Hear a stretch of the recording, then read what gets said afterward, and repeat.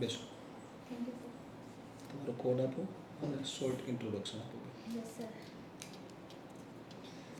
Sir, my code number is CPB. Can I introduce myself in my mother tongue Gujarati? Thank you, sir. Thank you. મેં મારું basic BSc nursing graduation government college of nursing જામનગરથી પૂર્ણ કરેલ છે. ત્યારબાદ 3 મહિના Apollo hospital ખાતે staff nurse તરીકે ફરજ બજાવેલ અને 2014માં ગુજરાત સરકાર દ્વારા લેવાયેલી સ્પર્ધાત્મક પરીક્ષામાં પ્રથમ ક્રમે ઉત્તીર્ણ થઈ સિવિલ હોસ્પિટલ અમદાવાદ ખાતે D6 સ્પેશિયલ વોર્ડમાં 5 વર્ષ સ્ટાફ નર્સ તરીકે કામગીરી કરી.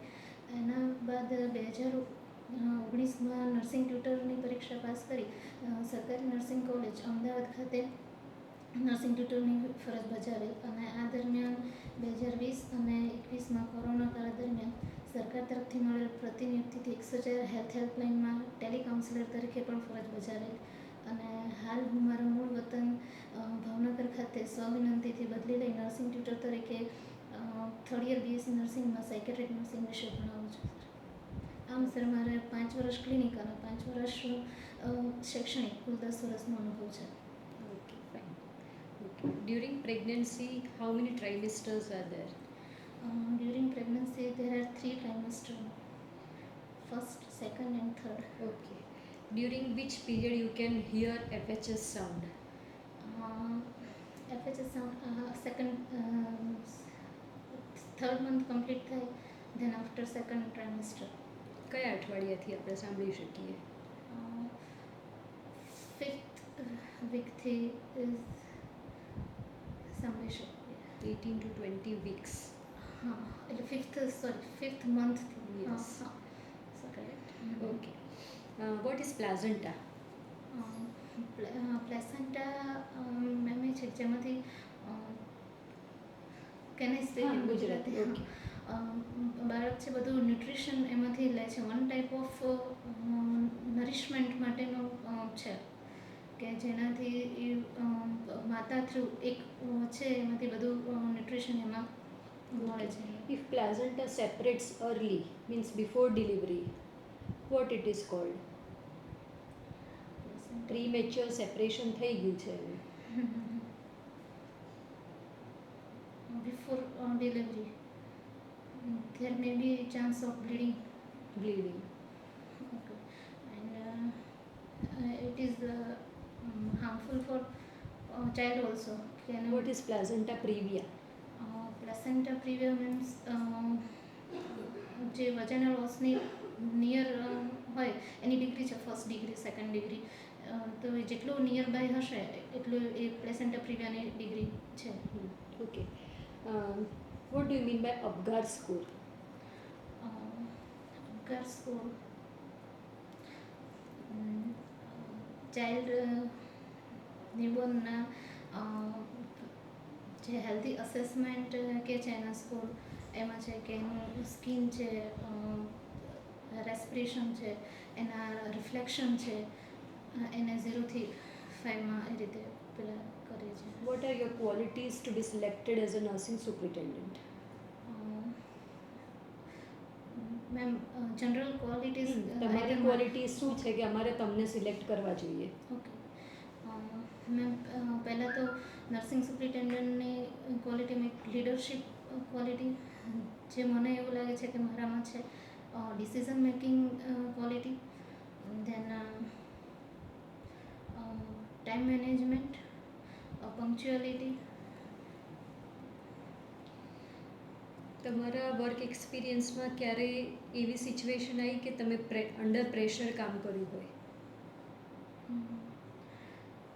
અંડર પ્રેશર કામ કર્યું એવું નહીં, પણ હા કોવિડ જેવી સ્થિતિ એવી હતી કે બધા જ લોકો છે ફર્સ્ટ ટાઈમ આવો જે પેન્ડેમિક આવ્યો હતો એટલે થોડા ડિપ્રેસ થઈ ગયા હતા એવી સ્થિતિ હતી. તો ત્યારે તમે કઈ રીતે કામ કર્યું? ત્યારે અમારું તો પોસ્ટિંગ 104 હેલ્થ હેલ્પલાઇનમાં હતું એટલે થોડા ડિપ્રેશન જેવું લાગતું હતું તો સાયમલ્ટેનિયસલી તમે કઈ રીતે એ વાતાવરણ સાથે અનુકૂળ થઈ શકો તો સ્પિરિચ્યુઅલ તરફ વળ્યા હતા કે ભાઈ રામાયણ છે, મહાભારત છે, એ પેલું કરો તમે એની સાથે અનુકૂળ થઈ શકો એ વાતાવરણ સાથે સ્ટેબિલિટી, મેન્ટલ સ્ટેબિલિટી આવી શકે. ઓકે, તમે અત્યારે સાયકેટ્રિક નર્સિંગ ભણાવી રહ્યા છો, રાઈટ? તો what are the different types of personality? Personality, they may be introverted and extroverted, અને ડિસ્ટર્બ્ડ પર્સનાલિટી હોય તો એમાં ડિફરન્સ હોય. મેનિક પર્સનાલિટી હોય, ડિપ્રેસિવ પર્સનાલિટી હોય, એન્ઝિયસ હોય. ગુજરાતનું એવું કયું પ્રાણી છે જે દુનિયામાં બીજે ક્યાંય જોવા નથી મળતું? સર, બ્લેક બગ, કાળિયાર. કાળિયાર તો દુનિયામાં ઘણી બધી જગ્યાએ ગુજરાતનું એવું પ્રાણી છે ગુજરાત સિવાય દુનિયામાં ક્યાંય જોવા નથી મળતું.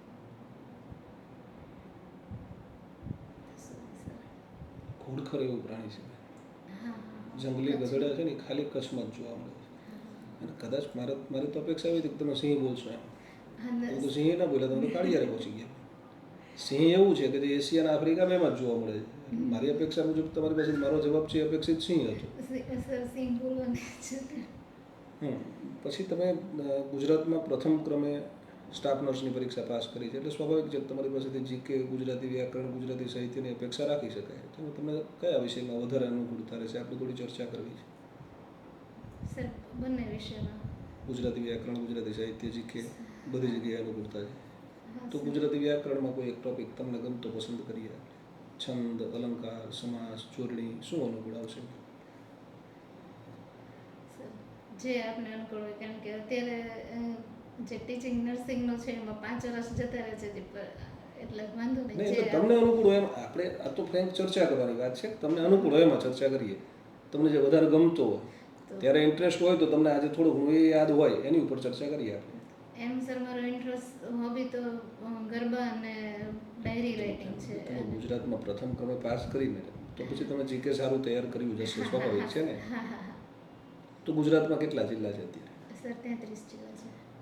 2012ની સ્થિતિએ કેટલા જિલ્લા હતા? 2013માં 7 જિલ્લા નવા ઉમેરાના હતા. 2012માં કેટલા હતા? 33માંથી સાચે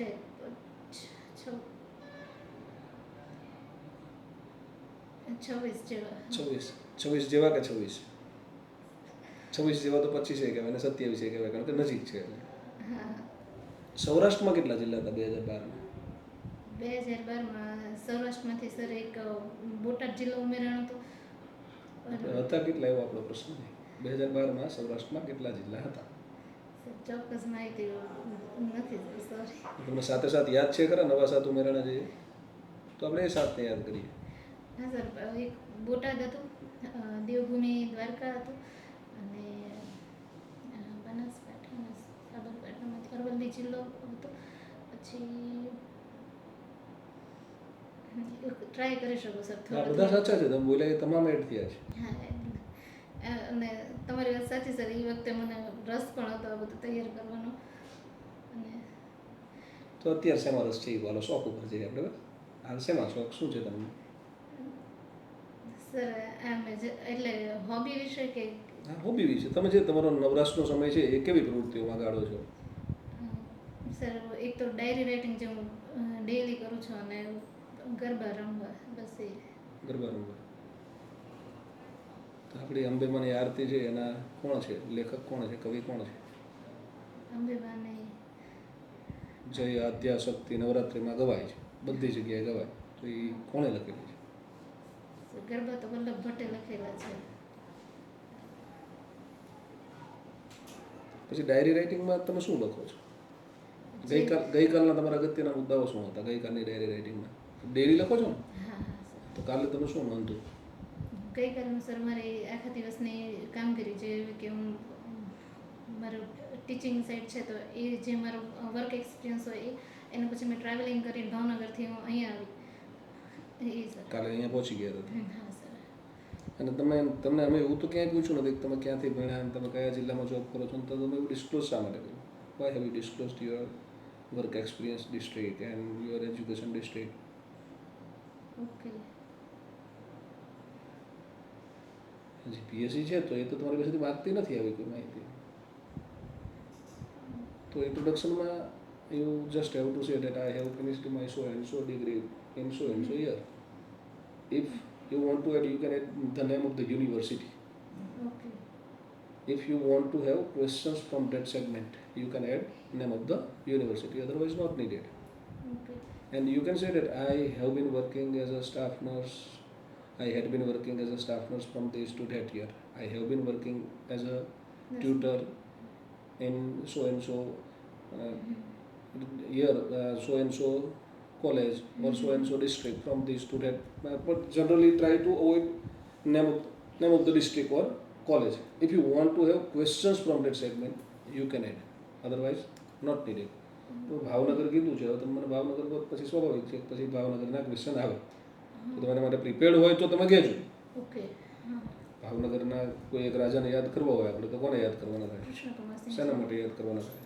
કૃષ્ણકુમારસિંહ જે આપણો દેશ આઝાદ થયો ત્યારે 1947માં સરદાર પટેલને પહેલાં જ બધા જે દેશી રજવાડા હતા 559 એને એક જૂથ કરવામાં પહેલું જ પોતાનું રાજ્ય આપ્યું હતું.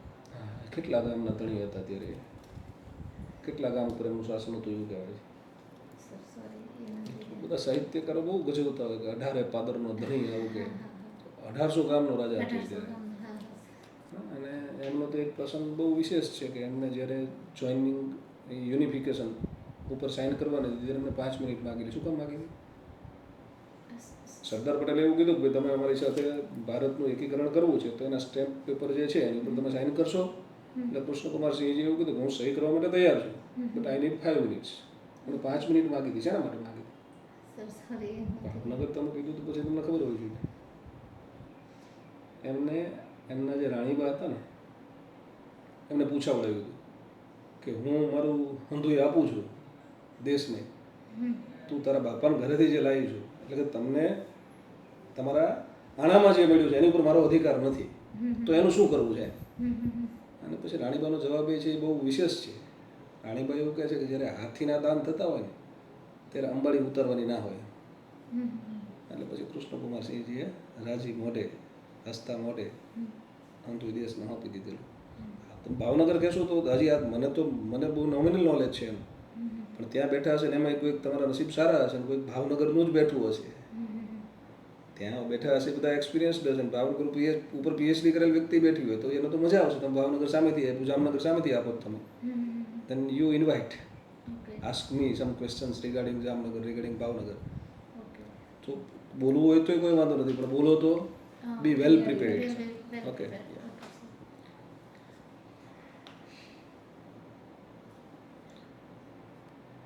જીકેમાં ઇતિહાસમાં, બંધારણમાં, વારસામાં તમને શેમાં વિશેષ રસ છે? આપણે એના પોઈન્ટ ઉપર થોડી ચર્ચા કરીએ. જનરલ નોલેજની અંદર જવું છે. ઇતિહાસ, ભૂગોળ, વારસો, સાયન્સ એન્ડ ટેકનોલોજી, શેમાં વધારે અનુકૂળતા રહે? સર જે આપું છે નહીં, તમને ગમે એમાં જવું છે આપણે, કારણ કે મુસાફરી તમારી સાથે કરવાની છે ને, એટલે તમને ગમે એ જ પૂછાય ને. તમને ન આવડે મારે નથી પૂછવું, તમને આવડે જ પૂછવું છે, એટલે તમને શું વધારે મજા આવશે એ કહેવાનું. ગુજરાતનો ઇતિહાસ, ભૂગોળ. ગુજરાતના ઇતિહાસ ને ગુજરાતની ભૂગોળ. ગુજરાતના ઇતિહાસની શરૂઆત ક્યાંથી થાય? ઇતિહાસ ભણાવવાનો મારે શરૂ કરવો છે મારા સ્ટુડન્ટને, ગુજરાતનો ઇતિહાસ ભણાવો છે તો પહેલું ચેપ્ટર મારે કયું ભણાવવાનું થાય? હા સર, ગુજરાતનો ઇતિહાસ તો સિદ્ધરાજ જયસિંહ ને જે રાજા મહારાજા હતા. પહેલું ચેપ્ટર ગુજરાતનો ઇતિહાસ કોઈ પણ વિસ્તાર હોય ને મેડમ, એ ક્યાંથી શરૂ થાય? જ્યાંથી પુરાવા મળેલા હોય. ગુજરાતમાં સૌથી જૂના પુરાવા જે સમયના મળ્યા હોય ત્યાંથી ઇતિહાસ ભણાવવાનો શરૂ થાય. તો ગુજરાતમાં સૌથી જૂના પુરાવા કયા સમયના મળેલા છે? આપણે અમદાવાદની નજીક જ આવેલું છે. હા, એ બરાબર સાચું આવ્યું છે. સર સાચું કહું ને ઓનેસ્ટલી તો મેં વાંચેલું છે, પણ એનો 5-10 વર્ષ થઈ ગયા છે તો એ રિકોલ કરવાનું સત્ય લોથલ સર તમે સ્થળ સાચું યાદ રાખો. એટલે તમારે એટલું જ બોલવાનું છે ને, એ તો સિંધુ ખીણની સભ્યતા હતી. હા, સિંધુપુરની સર. એ પછી લોથલ યાદ કરો કે રંગપુર યાદ કરો કે રોજડી યાદ કરો, તમે બધું યાદ કરો, બધું શું છે? સિંધુ ખીણની સભ્યતા. અત્યારે સર આપ બોલી રહ્યા છે બધું મને યાદ આવે છે, પણ એ રિકોલ તો કરવામાં થોડું ઘણું તમે જોઈ લેજો, એકવાર નજર કરી લેજો. ઉપર તમે ઉપર છેલ્લી નજર કરેલી હશે ને તો ક્યાંક ચર્ચા થાય તો તમે 2-4 શબ્દ બોલી શકશો, બીજું કાંઈ છે બીજું.